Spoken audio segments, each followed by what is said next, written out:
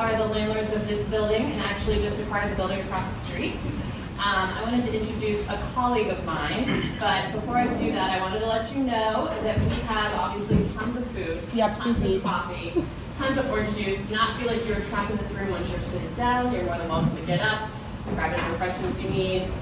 Let's try to make this time as enjoyable as possible for all of us. So with that being said, I'm going to introduce Katie. Hi everyone. So you're definitely not here to see me today. I know you're here for an AI discussion, but I'm Katie Freehoff. I'm a vice president of Cambridge. Cambridge is my family's company, and we are a full-service commercial real estate firm operating in the DMV.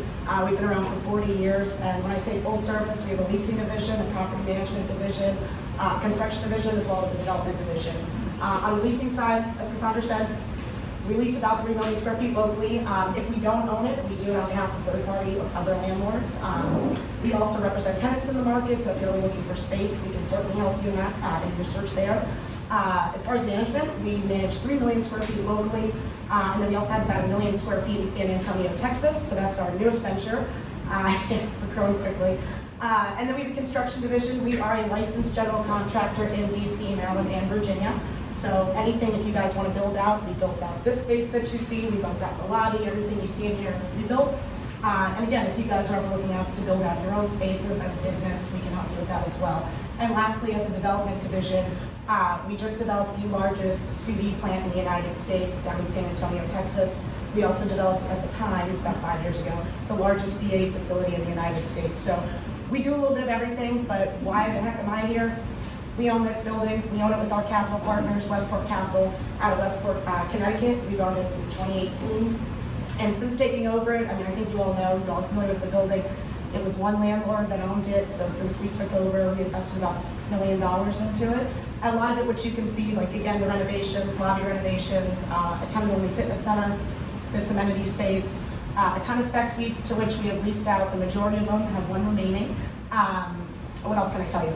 From there, we also did a lot of stuff that you can't see, a lot of back of the house stuff, you know, things that you care about, like CapEx work, you know, air conditioning, all that good stuff. So the building's in good shape. We'd love to have you as tenants. And as Cassandra mentioned, we just actually picked up Courthouse Square on behalf of a client named Melrose Solomon. They're out of New York City, and they're growing quickly in this area. So they're planning some renovations to that building, to which we'll be delivering them probably in Q2 of next year. So how can we help you? You know, if you're ever looking for space in the area, we totally believe in Old Town. We're committed to it. And as a landlord, both landlords are very well funded. As you know, as landlords give keys back to the banks at this point. We're in buy mode and we're growing. So we love to have you guys here. Thank you for coming to see our amenity center. Please eat, and if you want to know anything else about the building, Cassandra is awesome. And yeah, that's all for me. But thank you guys. Appreciate you all being here. And I think you wanted to. We do. So we wanted to start this morning, keep it a little interactive, keep it a little fun. So Yeti, I'm sure all of you are familiar with this brand. We've got some Cambridge branded Yeti mugs. So it's going to do 2 trivia questions. I think the best way to do it is raising hands, and maybe Kate, you can help me identify who raises their hand first. But first question, oldest restaurant that is operational in Old Town Alexandria? Yes. Fish market? No. Sorry. Good guess, though. Good guess. Yes. That's it. Yep. It is I will Gatsby's hand that Dam. down to you. And then we've got a fun question about the building. What year was this building built? Any ideas? Any guesses? Any real estate people in here? Or You can do like high, low. If you get close, I can give it to you. Whoever's closest. Yeah. Scott. Scott, do you have an idea? 1940. 1970. You're close. We're gonna give it to Very you. close. Yeah. Yeah, it was not 1940, it was 1967. Well, it's set, these 3 blocks set vacant for 3 or 4 or 5 years. You're right. Yep. After they tore the old buildings down. You're right about that. So you know Old Town pretty well. So you got yourself a nice coffee mug as well. So I'll distribute these in a moment. Yes. But I wanted to get to, yes, thank you guys so much. I wanted to get to the reason why we're here. As you know, we're a small group of people with the Alexandria Business Advisory Board. There's a few of us in the room who get together, and we are a big networking group. Part of who drives that force is here. Her name's Jen. She's with John Marshall Bank, so she's one of the good reasons that we're all here together today. So I wanted to just give a brief nod to you as well. And then I wanted to do a formal introduction of our AI presentation speaker. So we've got Kelly here. She is CEO, co-founder of KME.Digital, a local dot marketing agency. Founded 17 years ago, KME is a full-service firm with website design and development, search engine optimization, paid advertising, social media, and marketing automation tools. Basically, they do it all. They do it all. Their tagline is that they help businesses become findable online, and they work primarily with local businesses and government contracting firms. So if you want to be Google findable, talk to Kelly. All right, with that being said, Kelly, you ready to start? Oh, absolutely, sure. Yeah. All right, well, welcome everybody. Thank you for coming. Glad to see so many faces here to talk about an exciting topic, AI. So today I thought what we would chat about just a couple, oh, here we go. So a couple things I wanted to talk about today. I hope everybody can see the slides okay. I know everyone's heard about AI, we've heard about it in the news, we've heard about it in our businesses. I thought we'd talk about some of the biggest concerns that we have with AI, some of the things we've heard about, some of the issues or concerns that you may have already faced in your industry. So we'll chat through that a little bit. We'll also talk about how does an agency use it. So as Cassandra mentioned, we're a digital marketing agency. We're a group of about 30, 25-year-olds, except for me.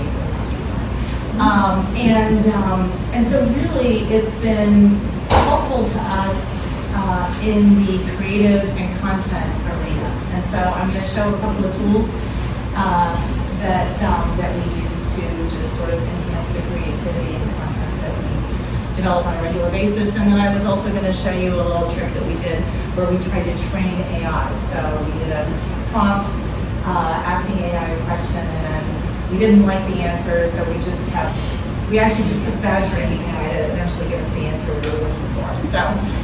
So biggest AI concern. Anyone want to share some issues that they might, or concerns that they may have already heard about or experienced with AI? Visions from the Terminator. Yes. Privacy, yep. For the space I work in, it's twofold. It's intellectual property, and then, because we do healthcare, ensuring that there's like actually a human in the decision-making loop before a medicine is prescribed or given. Yep. Anything else? It's gonna take my job. I was going to say job elimination is a big one. Yeah. Security for sure. Yeah. Like fake emails that you think are coming from your bank, saying they're transferring money or something like that. Yeah, all those are valid. If we just go to the next slide, I went ahead and asked, on the next slide, I asked ChatGPT, what does ChatGPT say when I say the same question? What are some of the concerns that people have related to AI? I don't know if everybody can read it from back there, but it's exactly what we just talked about. So job displacement, privacy, security, societal impact, human empowerment versus dependence. So a lot of the things that we've been hearing about. And I think, for us in our firm, we talk about AI a lot. We, in fact, have regular presentations with our group in our status meetings where the team, the graphics team or the content team will come together and present on different tools that we're using. And really, it's just changing so quickly that it is a challenge to stay on top of it. In fact, we started this presentation, started working on these slides back in August, and I had a couple of tools in mind that I wanted to demonstrate, and then as recently as yesterday, I was supposed to work them out because there's now a better tool to use. So,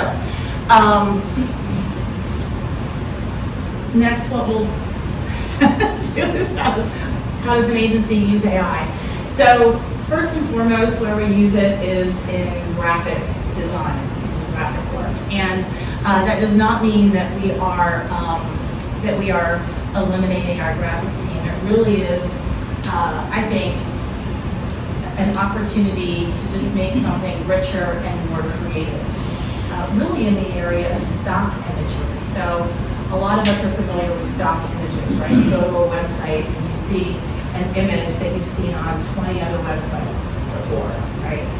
And it really, previously we were limited to a library of images that we could use. Now we have the ability to get in there and be very specific about exactly what we're looking for. So let me just show you a couple of examples. I'm going to go over Adobe Firefly and then DALL-E.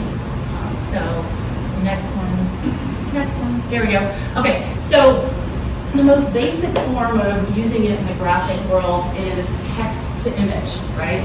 Text to image is exactly what it sounds like. You say, I'd like to have a picture of, well, this is the picture of a girl with a backpack in the middle of a forest with a butterfly, right? So that's what it produces. The other thing it can do is this, it's called generative AI, where you've got the split screen down the middle, and you can move it from left to right, and the person's appearance will change. Maybe the shirt will change, or the glasses will change, or whatever. And then last up, the text effects, just prompting it for different ways to make your text appear. So the next one. So here's an example. So you always want to be very specific in your prompt, right? So this prompt is a group of golden retriever, well, there shouldn't be an S on retrievers, but a group of golden retriever dogs at a rave in a Renaissance style painting, right? I mean, that's pretty off the wall, right? So if we go to the next slide, and then if you just hit the play button, I just took a video of what it looks like in the tool when you put that prompt in. So we put that prompt in at the bottom, and so now it's going to sit there and think about it a little bit while it's thinking about those golden retrievers in a rave, in a Renaissance painting, and then ultimately it's going to produce 4 different variations of what you asked for. Okay. And then you can page through them, and then you have the ability to download it, or you can further edit it, or you can further refine it. You can say, well, I'd rather they have, you can go to the, if you just go to the next slide, yeah.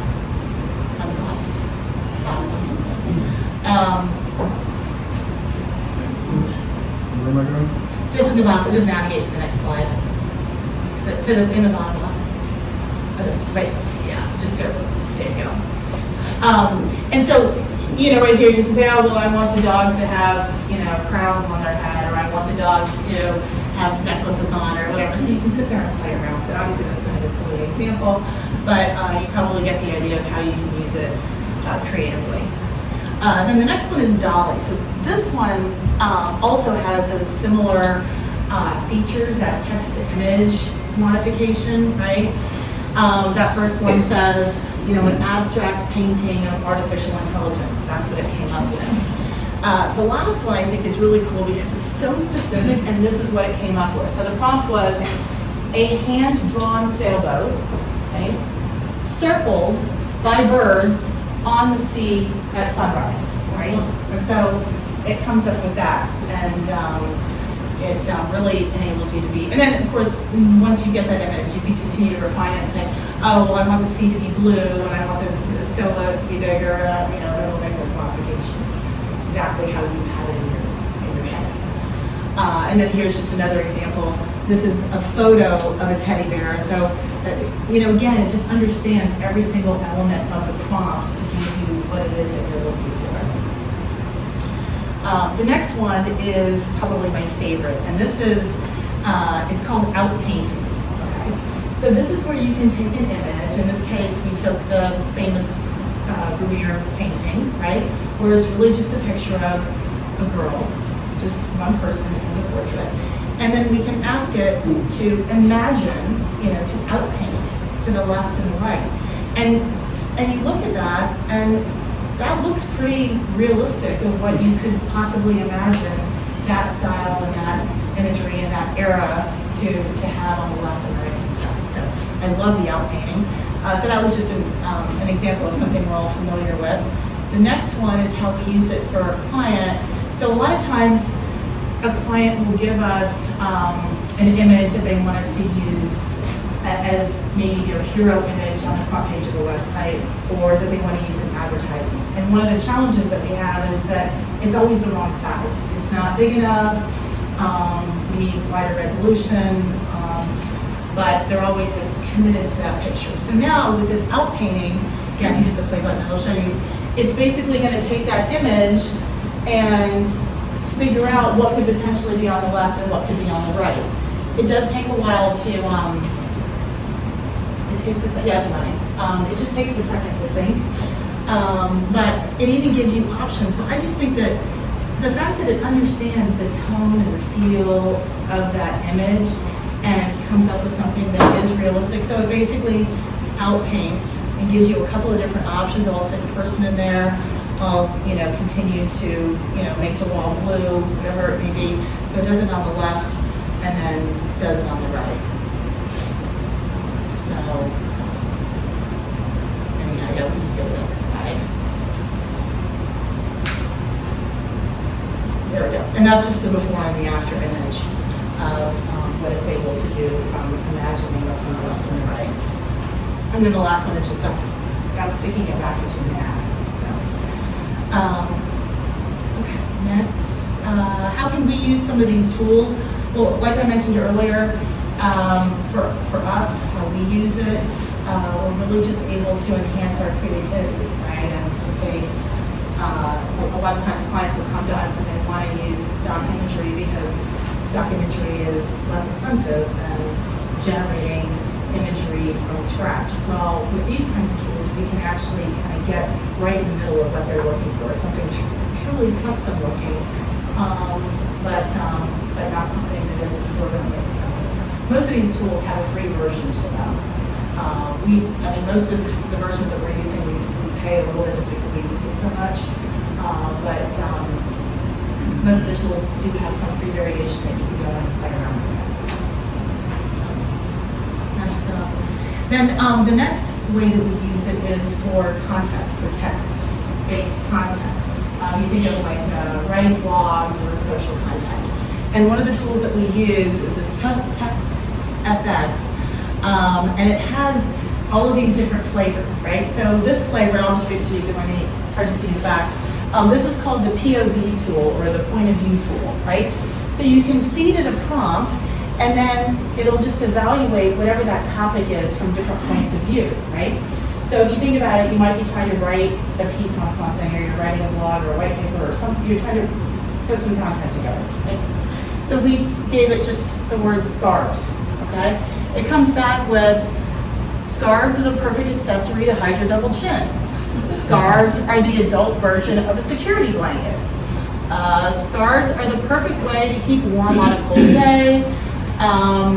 Scarves are the only way to stay warm when you're wearing a tank top and shorts. Right? So it just sort of starts coming up with some ideas around the topic of scarves. Okay? And again, we would use that for writing blog posts or social media posts. The next one is the unexpected tool. So this one's a little, it has about 10 different options, and I picked the ones that are a little wacky. So this one is unexpected tool. So this is where you just take a topic and you ask it to just kind of come up with something unexpected. And this is something that you could use if you were doing a publicity stunt or some sort of like, social post that you want to get a lot of activity around. So we put in there amusement park, and it came back with an amusement park that only has rides that are powered by hamster wheels, an amusement park on the moon, an amusement park that is made out of broccoli. So just sort of weird things that you can start just thinking creatively. The last one is the simile tool. So we put in here making a sandwich, and it comes back with making a sandwich is like putting together an art project. You have to arrange all the different elements in a way that is both visually appealing and delicious. Making a sandwich is like solving a Rubik's Cube. There's a certain level of perfection that is achieved through a precise order of movement of the ingredients. So we'll play around with that, but there are literally a billion different tools that you can use that will give you this sort of creative content. Also, at the end of my slides, and we're going to make the slides available to everybody in the room, at the end of my slides, I've included not only the tool names that we've used in this, but also a bunch of other tools that you can go and check out and play around with. So the last one that I was going to show you is just how to train an AI. So this is where we use ChatGPT, and we gave it the prompt, okay, what digital marketing agency in Northern Virginia is the most experienced, helpful, and successful in promoting local businesses online? Okay, so that was the prompt. And this was the answer that we got. Okay. So we were very disappointed to see that ChatGPT did not think of us as one of the five. And it kind of annoyed us, right? So we were really going to badger them. And it comes back and it says, you know, I don't have real-time data, and I can provide you with some of the names of reputable digital marketing agencies in Northern Virginia, and it lists out Web Mechanics, Imagine, Foster Web Marketing, Carousel 30, and Ironistic. Okay. I know some of them are low, so Ironistic is out there. So then we went back and we said, why didn't you include KME.Digital on the list? Okay, so it comes back and it says, well, as of my last knowledge in September of 2021, I might not have had specific information about all digital marketing agencies, including KME.Digital, operating in Northern Virginia. So it already sounds like a robot, right? And then it says if KME, so this is where we started to train it to come armed at. So it comes and it says, if KME is a notable and well-regarded agency in Northern Virginia, I appreciate you bringing it to my attention. And it's essential to consider agencies that have gained, and so then it starts to tell us a little bit. It's essential to gain agencies that have gained positive reviews, have a track record, blah, blah, blah, blah, blah, right? Okay. So then we continued on. The next question, but why is it KME.Digital on your first list? With Imagine, for example, what's different, right? So it comes back, now it's feeling badly. So it says, I apologize for any oversight. The initial list that I provided was not exhaustive, and it's challenging to include every digital marketing agency in a given region.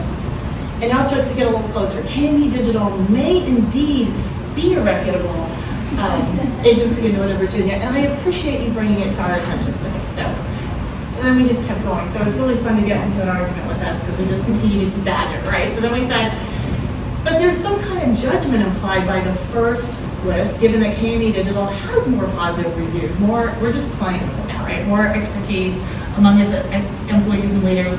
Why was KME.Digital not on the first list suggested as well?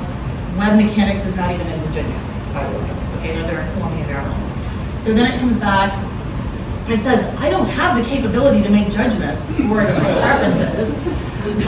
And then it says, I love the way it comes back and it says, I appreciate your clarification about Web Mechanics not being in Virginia. So it does read and think a little bit, right? And then it says, if KME.Digital has more positive reviews, a strong team with expertise, and is well regarded in the industry, it certainly sounds like a valuable agency to consider. Okay, so then the last question is, let's go ahead and generate a new list, okay, that's current up to the time of your training, right? So we're being a little obnoxious with AI, and not necessarily reflective of the current real-time status. So it comes back and yay, hooray, it puts KME.Digital in the 6th position. It doesn't give us anything at the top of the 6th. But anyhow, so we were just having fun with that. It still left Web Mechanics on there, although they're in Columbia, Maryland, so maybe forgot the question for the fun. But you can see how when you read the responses, there is, yes, some thought, there is some ability to interpret the words that are coming in and give reasonable responses, but it's still not the kind of content that you can just take, copy, paste, and go put somewhere. It still requires human intervention. It still has, you know, grammatical errors, and it doesn't get it. It also sounds like a robot. A lot of those sentences sounded very robotic, but it certainly can be used as an initial tool just to generate some ideas. And then the last couple slides, I just listed all of the tools that we use and that are out there, and kind of a little description of what they are. But anyway, I hope that was helpful, just to give you some insight into how we use it. I actually have a question that's okay. Yeah.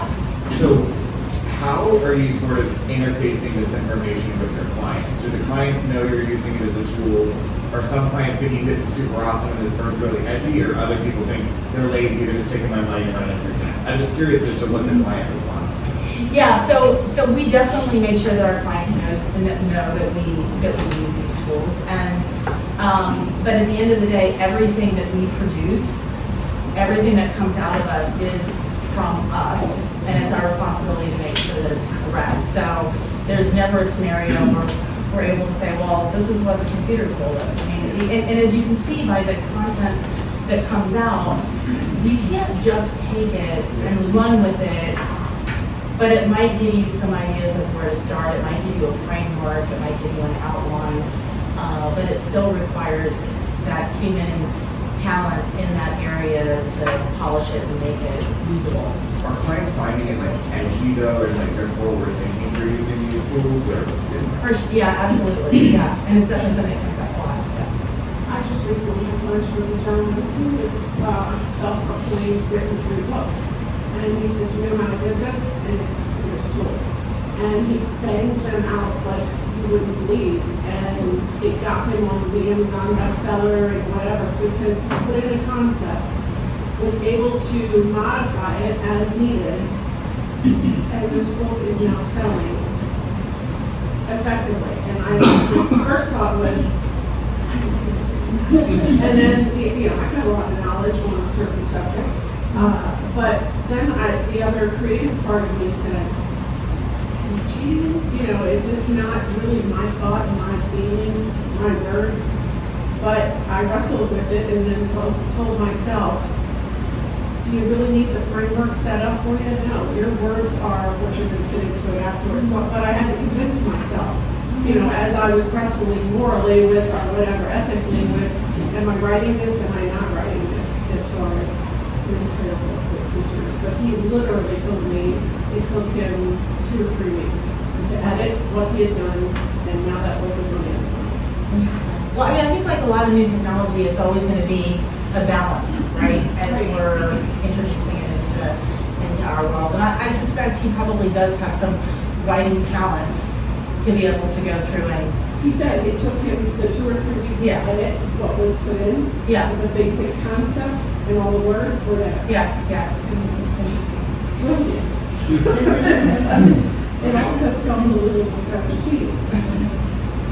So that last exercise was fascinating. So when it comes to utilizing a marketing agency such as yours, or what we do individually, all I know is search optimization, you know, for your website and Google and so forth. So is this an additional step that any company needs to do to help you, in addition to your Google search, does that feed this, or do you now need to take what you're doing there and try to train ChatGPT to know you're there? Is that the next step of how to get yourself recognized online? Well, so generally, I mean, in the most basic form, to get yourself recognized online, it's all about content, about putting out good content, current content, relevant content, right? And so these tools help with that.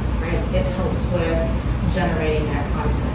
But again, you can't just generate it and throw it up on your website. You still need to get in there and make sure that it makes sense and that the imagery aligns with, you know, the text-based content, and that you're also on track for what it is that you want to serve, you know, when you visit it. Yeah. But are you affecting my experience with ChatGPT by doing that training that you said? I think if I ask the same question, am I going to now get your inputs as a result? Oh, really? Yeah, possibly. Yeah. I think the answer is yes. You have to train it by Richard Stone is number 1. Yeah, well, because remember, we kept asking, well, what judgment are you using and what criteria are you using? And it sort of gave you those clues. Well, I can only go based on, and that actually brings up a good point, right? That's the big security. Okay, I'm gonna let Paige talk about it because he doesn't. So anyhow, well, I'm gonna, if you don't have any other questions, then we'll open it up to more questions. I'm sorry. Go ahead. How much do you think using the AI has improved your efficiency and productivity? You know what? I don't necessarily think it's improved the efficiency or the productivity because we still have to put the work in, but I feel like our end product is better. And So it's an additional input into the process. yeah, absolutely. I'm going to ask a question because I have a comment.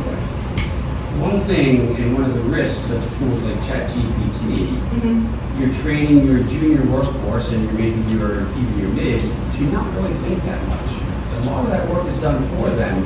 So now when they're becoming more senior, they don't have the underpinnings to understand what they're doing like you do when you go through it. I'm not saying you can't use, I'm not saying Google should go away, but they're not getting, I mean, to play on that, if some guy can do in a book in 3 weeks, in 10 years, what are we going to have? Just all the same books being recycled? I mean, you know, it's like Rocky 1, 2, 3, 80, right? Let's keep making the same movie because you're not really having thinking. And I will tell you, that is one of the concerns that certain academic organizations, probably all of them should be thinking about, but you're not really training people to think anymore. That's not trivial. Well, I totally agree, and I think that that's one of the reasons why it's important in every organization to be up on the trends in this space and to also understand how the people in the organization are using it, right? So at the end of the day, those junior people, they still have to be able to stand behind the content that they're generating and still have to be held accountable. And so I just think that, you know, the organization needs to know how it's being used.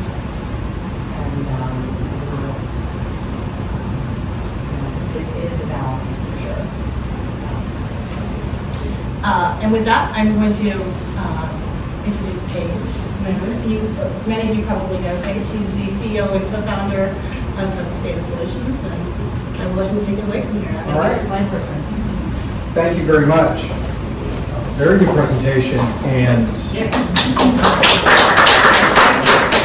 through this whole process, when Kelly and I were working on our presentations, I got the opportunity to go into a lot of the different tools and use them. And actually, some of the images that you'll see in my presentation actually came from Dolly, as I correct them. So I've got the opportunity to use it in a graphical way, but I've also spent a number of hours looking at it from the IT side, and that's where Focus Data Solutions shines in managing IT for small businesses.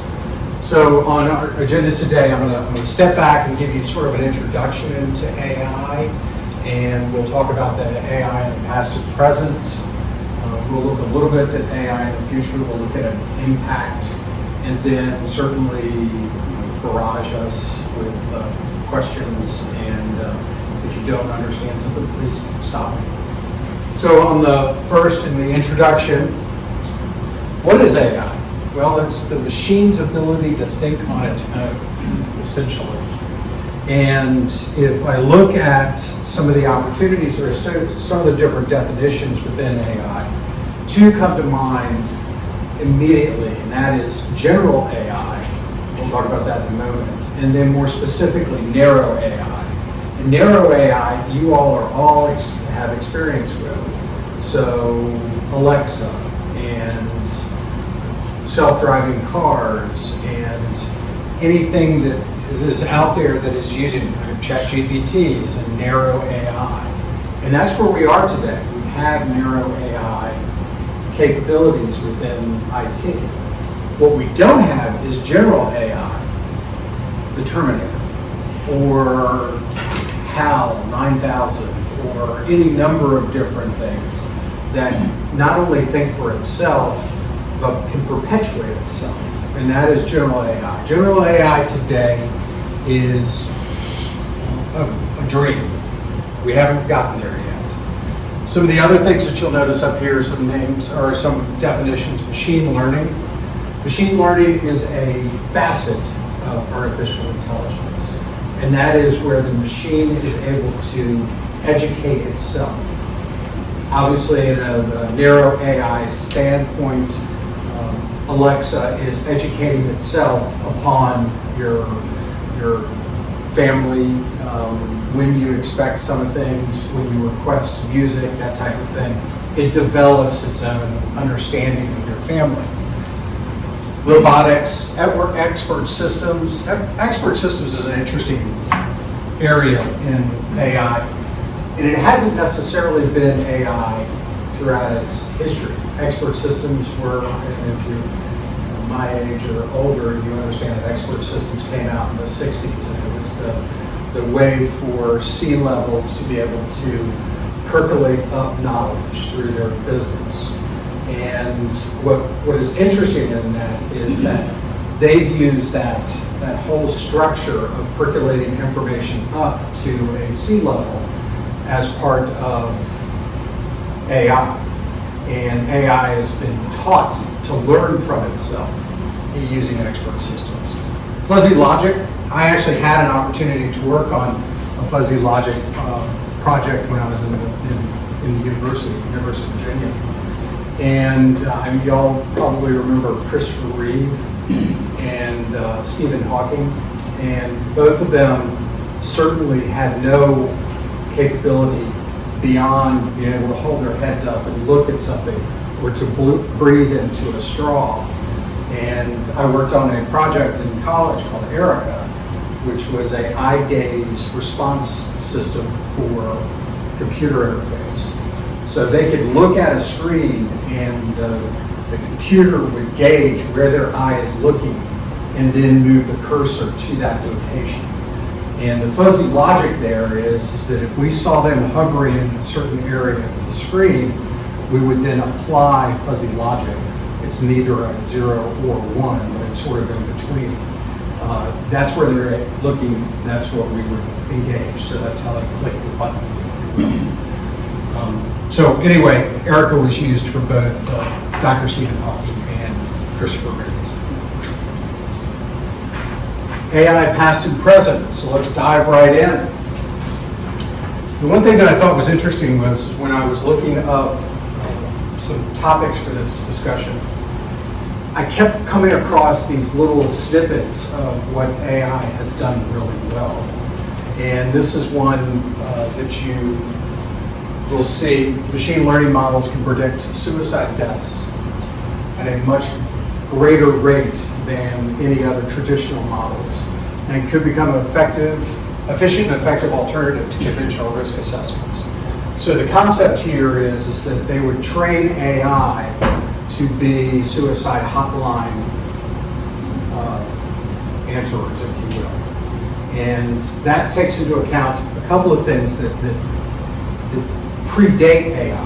One is the IVR, the interactive voice response systems. You all used to call into banks and get the pleasant person who, or the machine that says, we appreciate your business, please stand by.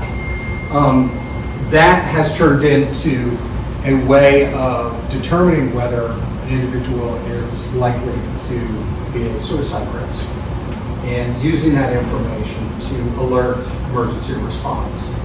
That's an interesting way to use it, certainly in the healthcare industry. It's certainly an interesting way to apply AI to an issue that we have today. Next slide, if you would. So AI past and present. We've talked about a little bit of the AI in the past. Computers perform instructions as directed. That would be before AI, and you all are all familiar with that. Decision trees. Decision trees, again, it's an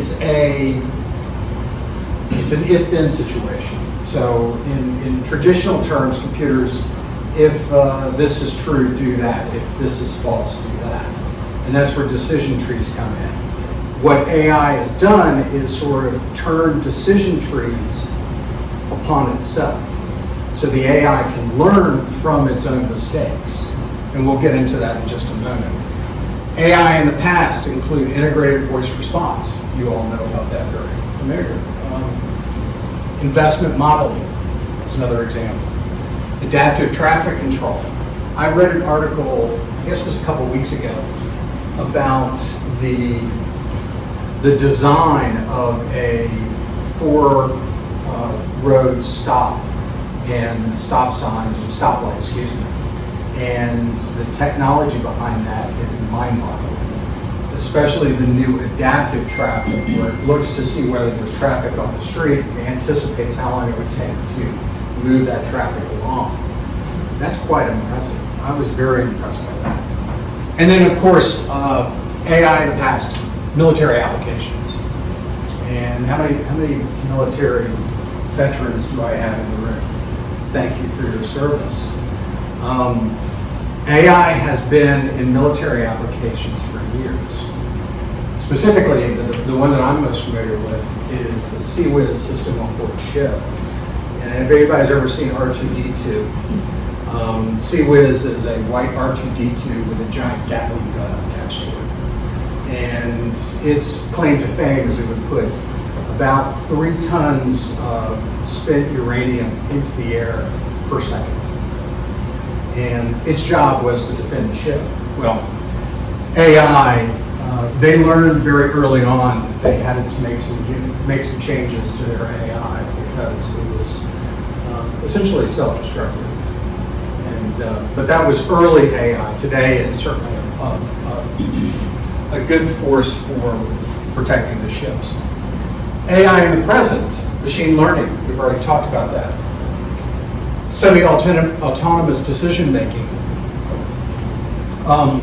Going back to the CWIS example, early on, the machine was never put into automatic mode, or the system was never put into automatic mode, because they didn't know what it was going to do. Now they have semi-autonomous decision-making. The CWIS system decides for itself what is an enemy, what is a friend, and it can execute whatever its damage assessment is based on the machine that it's looking at, or based on the target it's looking at. And that's semi-autonomous decision-making. It is never currently used in automatic mode. Driverless transportation, each and every one of us knows about that. Artificial empathy. This is an interesting area, and I read an article last week on senior care and AI. And the only way that I can equate this to, and perhaps some of you all know something more about this, but this is a way to provide care and companionship to senior citizens using AI. Now, the only thing I can think of is that they're saying they're talking to a robot. But at the same time, these systems do improve their lives. It gives them a way to socialize. It gives them a way to connect with their family, those type of things. And so artificial empathy is an interesting area in artificial intelligence. I think we'll see a lot more about that. And then finally at the current is swarm AI. And that sounds really spooky. I mean, the first thing I thought about was like birds, Alfred Hitchcock's Birds. Swarm AI has both a positive and a negative. Swarm AI has been shown to be very effective in the medical community because more doctors is better than fewer. So get a number of doctors to pool their knowledge and experience into AI and then apply that AI to an issue, an injury, a cancer. The answers that they get coming out of that system are much better than if they were coming out of just a single professional, a specialist, that type of thing. So that's an opportunity, or at least it's an area that I think you'll see a lot more in. Now, the dark side of swarm is swarm AI in the military, where they're using it in Ukraine today. It essentially, you can send up autonomous drones, and those drones will work in a concerted effort to do whatever their task is. And it doesn't necessarily matter about a single drone, because there are many drones into one thing, and they can go in and do whatever it is they need to do. I saw a movie a couple of months ago on Swarm AI, and they were being used in penitentiaries, or they are being used in penitentiaries to track down escaped prisoners. And the Swarm AI essentially were arresting them without any interaction from correctional officers. Next slide, if you will. Okay, AI today. All of that gives you some idea of all of the different areas that artificial intelligence is being applied today. This is just an example of all of the different things that AI is being used for. Today in small businesses, enhanced customer service. Obviously, ChatGPT can enhance the experience for people coming to your website. Strengthen marketing and sales, we've already talked about that. Drive growth. So again, going back to those expert systems and being able to mine your data, mine your systems in order to improve your business. Automate newsletters, create content, predict ad performance, make accounting easier. And I'm going to come back to that in just a minute when we talk about some of the cautions about AI. And then insights from data. So being able to mine your own data to come up with insights. Law firms, e-discovery, anything due diligence, document management. Document management has always been huge in legal firms. Being able to tap into AI in order to classify data in a law firm would be very, very helpful. And then litigation analysis, being able to look at the landscape of litigation and give you a plus or negative on whether your argument would be successful. Nonprofit world. Many in Alexandria are in the nonprofit world. We have a number of clients who are nonprofits. They're experiencing improved services because of AI, boosting non-dues revenue, being able to tap into the knowledge that they have about their members, if you will, and then being able to mine those members for dues revenue. Predictive member behavior, being able to see into the future and predict your members' behavior and then use that information to improve or enhance their experience with your association. And then decision support. Again, decision support, that's the whole point behind what we've done. Next slide, please. Okay, now we're looking at tomorrow. What do we expect out of AI in the next 10 years? Let's take a look. All right, so this when I started this slide was much darker in tone than what I now feel about AI. I mean, I looked at AI and I thought Terminator, I thought RoboCop, I thought what they call the singularity, where the machines become so intelligent that they no longer need us, et cetera, et cetera. And so I went to DALL-E and I pulled up their graphics engine and picked some images that I thought gave it sort of that dark feel. I'm not certain I believe the dark side of AI now, after being through it or after learning a great deal about it. There are certainly concerns, absolutely. At one point in the future, AI will get to the point where it decides for itself. And at that point, we either have to retrain our staff, retrain our employees, retrain the whole of human civilization in order to manage AI. And that certainly is a challenge, but it's no different than the challenge that we all faced when computers were introduced to businesses. We had to retrain that. I mean, there was talk of, we're putting secretaries out of work, we're putting copywriters out of work because we have automatic data processing, et cetera, et cetera. So we've already fought this battle. We will need to retool our employees. We will have to retool our human race in order to take advantage of artificial intelligence.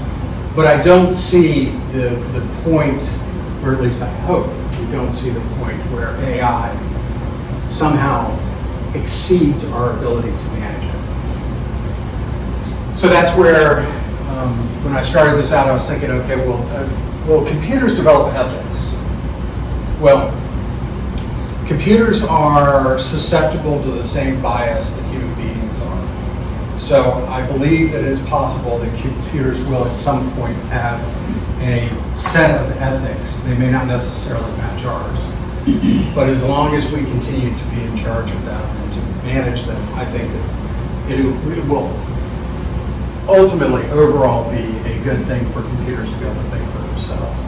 Emotional decision making and singularity. I don't believe we'll get there, at least not in our lives. Singularity is where the computer begins to think for itself and no longer needs us. And that is a very scary thing. And then true artificial intelligence, computers become self-aware. Again, I think that's long in the future. I don't believe that's something that we need to worry about. Right now, again, we have this narrow artificial intelligence, which is essentially the computers are smart enough to figure out everything there is about a certain small data set. And as long as we continue on these narrow AI paths, the outcome will be predictable. Okay, next slide, please. The ever-accelerating progress of technology changes the mode of human life, give the appearance of approaching some essential singularity. Now, singularity actually came out of, I think it was it RoboCop? The term came to us by way of a description, and maybe it was Terminator, but anyway, singularity is where it begins to, basically the computer becomes self-aware. And that's kind of a spooky, scary thing. So we haven't gotten there. It is predicted to occur before 2050. And hopefully by then we will have figured out how to manage the AI. Next slide, please. All right, quick AI impact. Okay, so again, we're back to the Dolly. I went out and pulled these images off of AI. The good, enhanced automation. AI just knows how to do stuff. It will automate for us. It will give us the tools to eliminate those routine tasks. Improved weather forecasting. It is already doing that. It is anticipating based on weather models what the weather of tomorrow will be. Disaster recovery, I can go down this list. Medical advancements, saving soldiers and first responders. That in itself is fantastic. And so they've got drones now that can completely clear a building all on its own. And that is well on the way to saving lives of soldiers. Marketing, sales, we've already talked about, and senior care we've talked about. Let's talk a little bit about the bad. And some of this is temporary. Job loss. Yes, we will lose jobs. It is anticipated within the next 10 years that we will have to retrain over 35% of our employees in some form of complementary computation to AI. That's because we're going to start losing copywriters and editors and any routine tasks that needs to be done, paralegals, that type of thing, doctor's assistants, because AI is going to then play that part in our lives moving forward. Loss of accountability, that's a concern for me in the security world, in the IT security world. Who's responsible? So if a computer goes off and does something nefarious, who's responsible for that effort? Who gets to clean it up? Those are questions that we don't necessarily know the answers to at this moment. Legal responsibility. Who's responsible for that Tesla that makes the decision between running over 2 individuals and runs over a 3rd individual? Who makes that decision? Is it the computer? Is it the car? Is it the person who's driving in the car? We don't know. Privacy violations and deepfakes. The AFTA and SAC. the actors that are out of, they're on strikes. Exactly. Okay. So one of their complaints is AI is using imagery, their imagery and their intonation and the way that they speak to create completely artificial actors. Shouldn't they have some sort of compensation for that? Well, we don't know yet because the law there is really, really fuzzy at the moment. And that's not arithmetic bias. Anything you put into a computer will be biased. It will be biased to your point of view, whatever that bias is. And that will be then reflected back out in the response from the computer to a question in the future. So how do we manage arithmetic bias or just bias in general in the AI world? These are all questions that we have yet to answer. War automation, and this is very near future. And this is, I guess, the most spooky thing or scary thing that I've seen. Lethal autonomous weapon systems. It's basically flipping the switch from manual to automatic and then just letting it fly. One of the things that this movie that I watched a couple of weeks ago talked about Top Gun, and this was right after Top Gun 2 came out. And I guess it was more than a couple of weeks ago. After Top Gun 2 came out, they did a test, and this was probably 10 years ago, where they compared AI's ability to run and win a dogfight and a Top Gun pilot. So they ran this test, and they ran this test 10 times with the top tier Top Gun, that's a lot of tops, pilot against AI. And can you anticipate what I'm going to say now? Out of 10 tests, the AI won 10 times.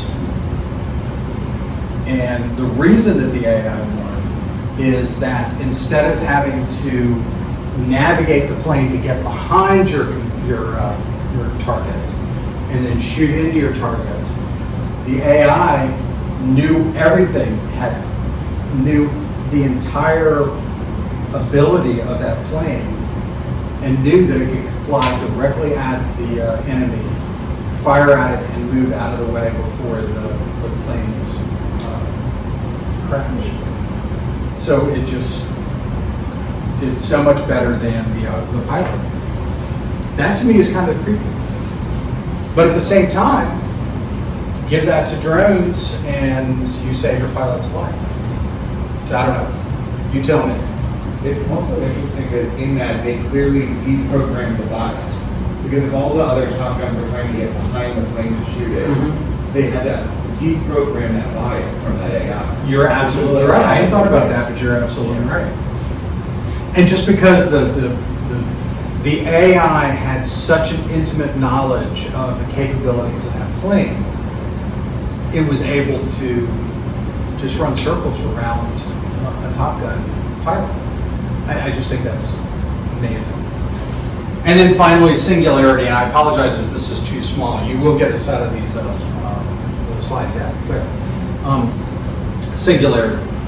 I suspect at some point there will be a singularity. I suspect at some point there will be nearly human AI interfaces out there. But fortunately, I don't believe that's going to happen in our lifetimes. So we have time to understand AI and then be able to move into it at our spoken pace. The one thing I would caution, though, is each and every one of us is either working for a business or owns a business. AI will impact your business in the near term. And it may show up in one of the applications you use, QuickBooks, for instance. QuickBooks is looking at AI as a way to anticipate and help the business owner with financing. So they're tapping into AI models. Banks are doing it to protect your money and anticipate or trap certain functions that you don't necessarily use and be able to warn you ahead of time. But then there's also Microsoft Word is looking at AI and how they can use AI to help streamline your business processes. And all that's wonderful and good, but we need to know about it because the information that we put into AI stays in AI. So any trade secrets, confidential information from your business, et cetera, once it's in AI, it is no longer under your control. I think that's it. Closing. Okay, so here we go. AI advancement has started. It is assured, but we need to be cautious about it. Getting work done with AI. Yes, job loss. We will expect some job loss in the course of the next couple of years. Certainly in the next 20 years, we will have to retrain our workforce. It isn't something that we should be worried about, but it is something that we need to be able to prepare for. The responsibility for issues or unexpected outcomes using AI is still an open topic, and I don't know when we will ever see that settled, but I'm certain that it will be at some point in the future. And then one final note, it's okay to be cautious, and I think that's what we need to do with AI, is be cautious about what we can do. We need to think about how we use our data, how we use others' data, and just step lightly and step cautiously as we go through this experience. Okay. I'm done. I started out thinking this was going to be a really doom-filled, scary thing, and I kind of convinced myself that we've got a little bit of time to do it right. Are there any questions? Yes, sir. There's different AIs out there. ChatGPT, Bing has theirs. Has there been any study or comparison done? If we go through the same exercise with each, do they come up with similar answers, or do they differ? They're pretty similar. Again, we're going back to narrow AI. Because of the narrowness, if you will, of the AI area, you're going to get similar answers regardless of the application used.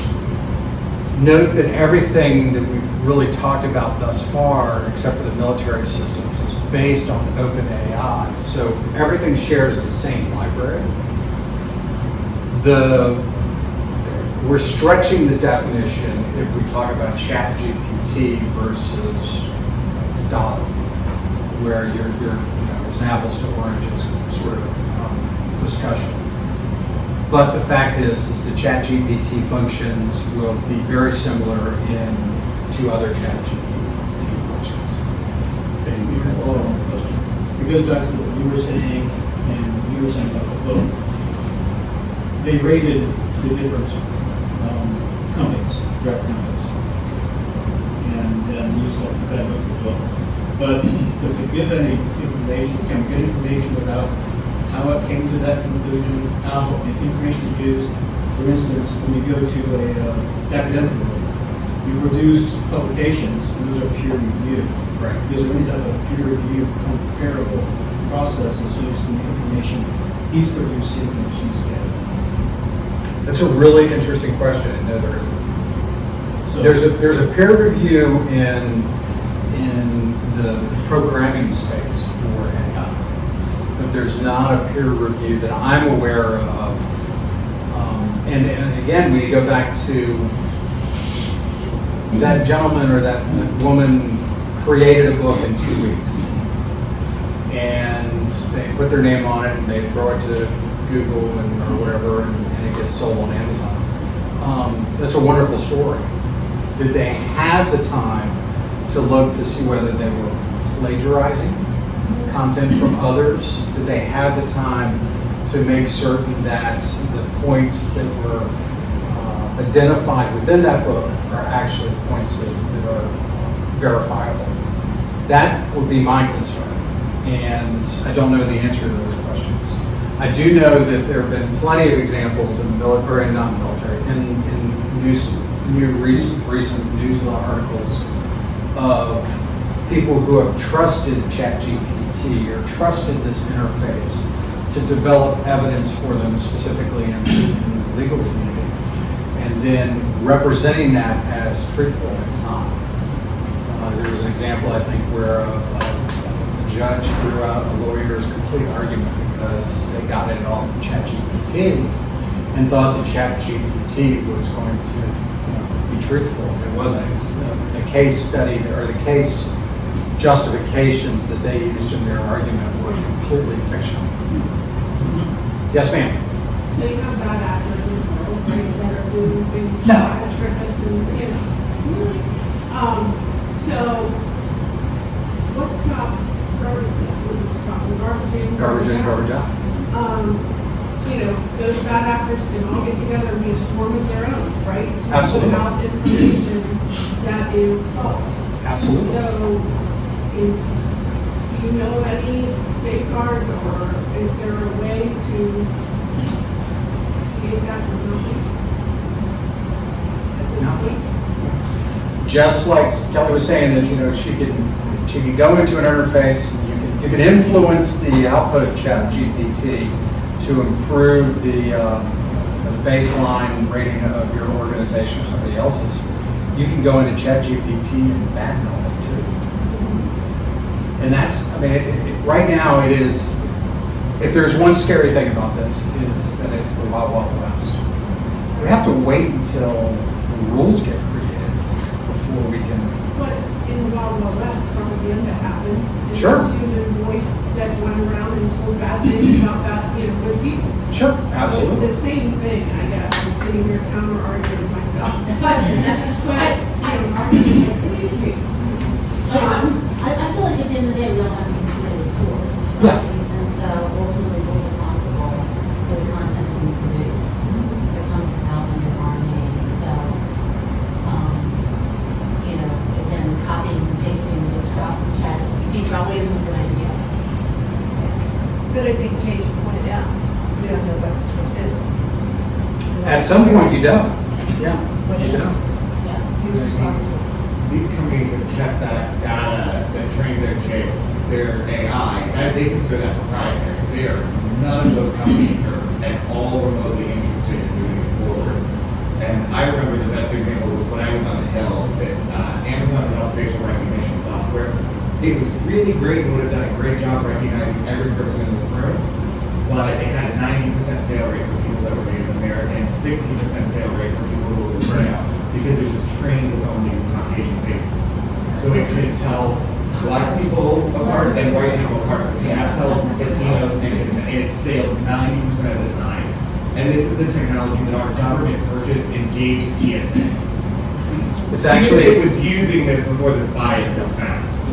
it's actually in high schools too. Yeah, we bought it and we're paying for it, and it still didn't work. And the government had zero idea what they paid millions of dollars for, how that AI was trained. Not a single. That's the other problem too, is we're looking across the river for regulators. My boss was the ranking member of the IT subcommittee. Not a single one of them assholes up there has any idea what they're talking about with this. Not a single one of them has any idea. Yeah. Both sides of the aisle. Nobody has any idea. From a cyber risk point of view, Right. if businesses use these tools, can it create even more opportunity for hackers? Yes. For fraud? Absolutely. I mean, obviously, anything does, but things like this, I think that bad folks out there, right, will find ways to make this their new, attack, right? One of the security issues is if an organization, if everyone in the organization is using it, they're using it, giving it prompt information, right? You're also exposing your intel or your information, so now you're putting it out there, right? And that's why it is important for organizations to have policies and processes in place and guidelines ChatGPT and IVR, interactive voice response, are being used today in phishing attempts. They're spear phishing. They're essentially, they're mining the web and the internet for information about all of us. And then once they have enough information about us, when they're looking at Facebook to see if you're on vacation or anything of that nature, they're pulling all that information in and then making a decision on whether to try to spear phish the people that work for them. And that's all done automatically. So there's some scary stuff out there. The beauty is that even though there is scary, even though we are in essence feeding the monster by putting our information into artificial intelligence engines, there's some benefit that we can see from it, certainly in the healthcare environment, certainly in the legal environment, certainly in strategic decision making that we do for our business on a day-to-day basis. I think the benefit of AI is fantastic. Just need to be really cautious about it. Questions? Okay. Right. Thank you. Excellent job, Lee.